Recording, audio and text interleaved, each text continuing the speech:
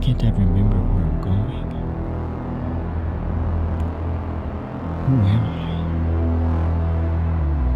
Where am I? Whose car is this? Why can't I remember anything?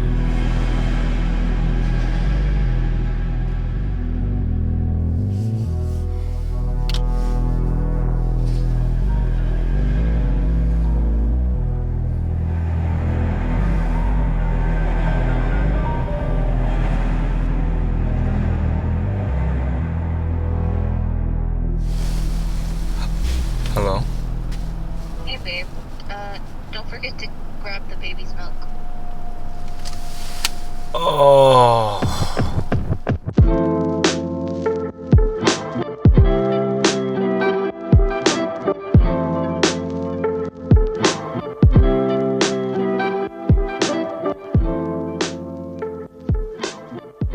What is up, everyone? I hope you enjoyed that short cinematic skit.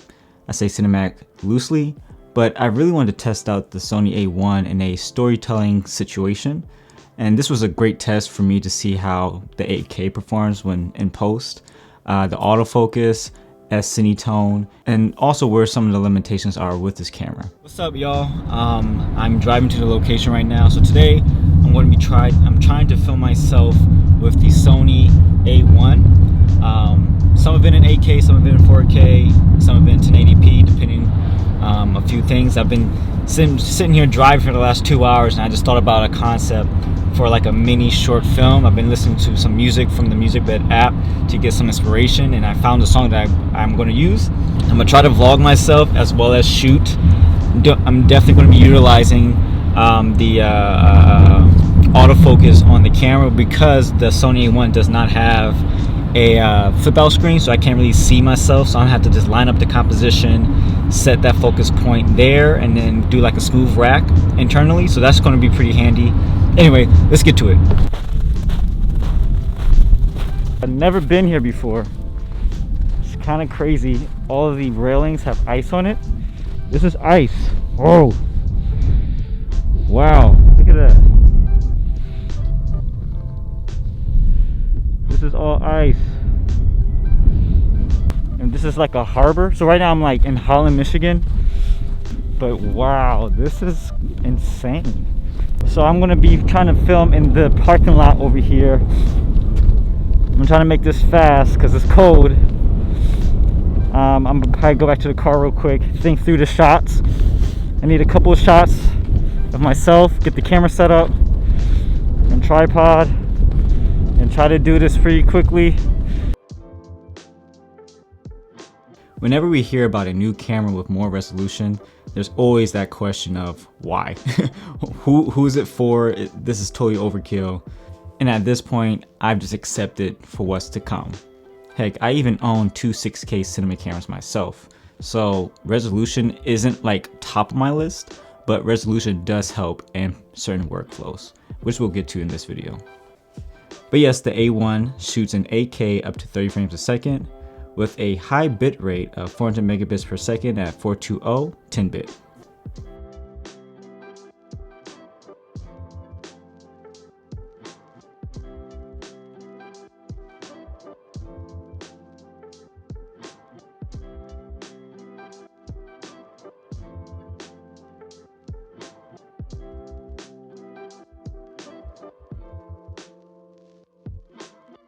Now Sony did send two lenses, the 24 and the 135, and I'm actually really liking the 135 on this camera, but I digress.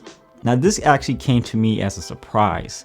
So one of the things I noticed when filming in 8K versus 4K is that when in 4K on the A1, there's a massive crop.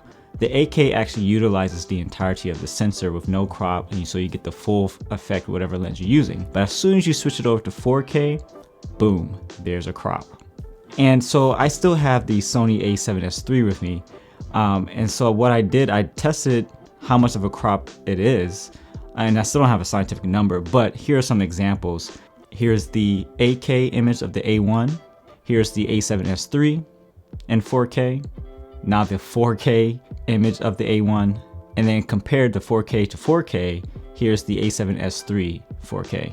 So yeah, it was a surprise, but I utilized again the 8K in a scenario because it gave me the entirety of the sensor. It gave me the full width. So this was very helpful in the car scene because I did want a much more close personal shot with the 24mm. And having it in 4K would just be too close for what I want. I still want to have some of the detail in the back with the car. This light's probably terrible, but right now I just rigged up the A1 and this jankety jank tripod car mount inside. See what it looks like. Now another benefit of using 8K in this particular scenario was reframing and as well as retaining detail when cropping. Now my digital zooms were quite subtle, but again, this nice push in at a higher resolution at 4K timeline is getting more detail in there, and I'm able to push in a little bit. Now S-cinetone. This was actually something I was very excited to see when Sony announced it with the FX9 a few years ago. And I really like the color coming out of the camera. Of course, it matches the Sony Venice, and I've always wanted to shoot on the Venice. Hint, hint, wink, wink. But it's great to actually see now that technology kind of trickled down to a more, no, this is not affordable for most people, but trickled down to a smaller form factor. That just means it's going to happen to probably the A7S III eventually, maybe, who knows. So basically, if you don't know what an S-cinetone is, it's just a much more filmic look to a Rec 709 profile. So you still can get some dynamic range out of here, but it's more pleasing colors and it feels more milky and stuff if you correctly expose and watch your highlights, because this does actually limit some of the dynamic range because again, it's a Rec 709 profile. It's going to clip your highlights or crush your blacks if not paid attention in very high dynamic range situations. That's why S-Log3 is the most you'll get the most benefit of your dynamic range when filming in S-Log3. But S-cinetone is great in controlled situations, and the color reproduction is really nice. I like it, at least, and most filmmakers do who shoot with Sony. Now, I wish I had a little bit more time again with this camera with the S-cinetone. I feel like I was just trying to understand just like how to expose for it exactly. So you can actually see some clipping here in the highlights, because those are really just bright highlights in the clouds. And if I switch over to the S-Log3, you can see that detail still there, and I can manipulate it a lot better than in the S-cinetone. I would have to almost drastically underexpose a little bit just to kind of recover those highlights in that scene. All right, let's address the elephant in the room. We all know this camera does not have a flip out screen. It just has a traditional articulating up down flippy screen. And a lot of people are questioning Sony why is to do that, why they did that. And I mean, I don't understand it either, but you know what? It's whatever, it's happened, it's there. But yeah, no flip out screen. So I was trusting a lot on the autofocus of this camera, and I was actually surprisingly happy about the results. One particular scene when I'm getting up and facing the camera. So again, limitations. I can't see myself when framing. So what I did was I got my frame generally where I need to be, and I visualized where I need to be, leaning more on camera left or camera right. And so for my autofocus settings, I turned down the speed to like 3, I believe, and the responsiveness down to 2. I believe those were the 2 settings. But I did that because I wanted a more gradual focus pull.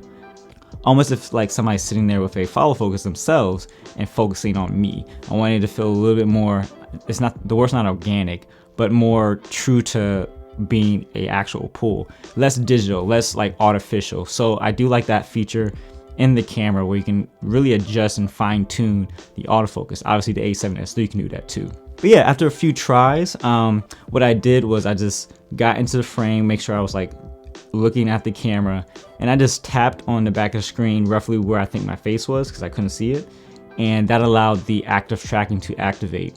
And so I just lay back down, and then I got back up and it locked onto my face, and you can see there's a gradual transition to me from focusing from infinity all the way to me, and I was like, man, that actually looks really good. So that was just one workaround. Of course, you can use a monitor, but I didn't.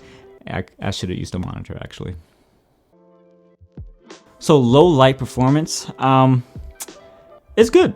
Honestly, it's still pretty good.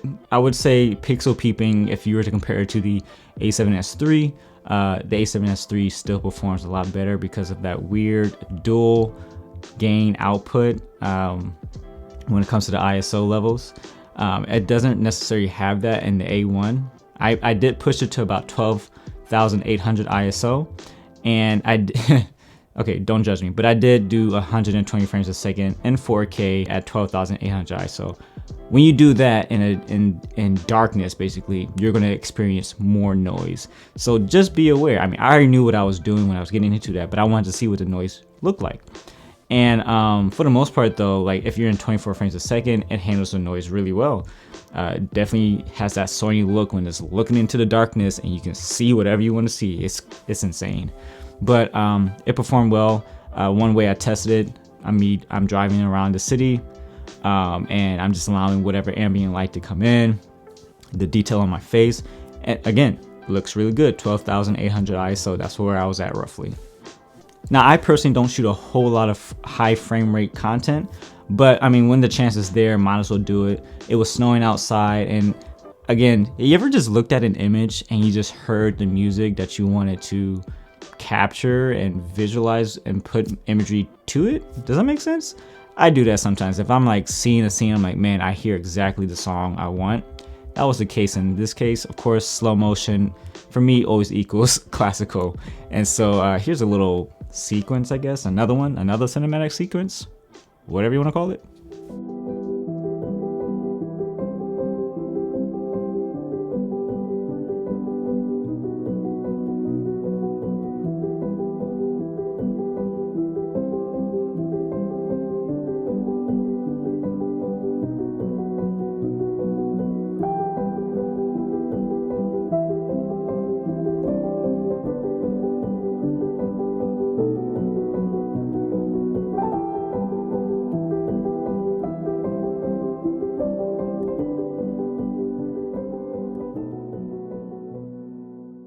Okay, my first initial thought when I saw the announcement, when I learned about what the camera is, I thought, oh, this is actually perfect for the all-in-one filmmaker who needs to shoot high-end photography and high-end video. That was the simple thing for it. Who that looks like, I mean, obviously, you know who you are, you know why you would pick up this camera. Some other scenarios, I can totally see this obviously for the Olympics. Caleb said this before, we were talking about this in Clubhouse. Like, this camera has combined the A9 and the A7S III into one. So it's this monster of a camera. It's the competitor to all the flagships and all the other companies like Nikon, Canon, even Sony themselves. They had a flagship with the A9. Now this is the top dog. So I mean, that makes a lot of sense for them to go this route. It's a smaller body, which is actually a lot better. Even though I do like the D5 and the 1DX Mark II, I love that style of body, but that camera does get heavy, and now you have that a level of performance in a smaller Alpha Cine camera line. That's quite brilliant in my opinion. But there's no limitation to what this is. You can totally use this. You can totally spend the money if you want. $6,500 is not attainable for most people, but like, again, this is going to be a niche category for what this camera can do and who is it for, and that's what it's going to sell. So yeah, guys, this wraps it up for this video. Let me know in the comments below if this is something you like, seeing this sort of breakdown, testing out this camera in a storytelling format. I enjoyed this. This was actually really fun. But make sure to check out the links in the description below. Check out the shop. And until then, I'll catch you guys on the next one. Peace.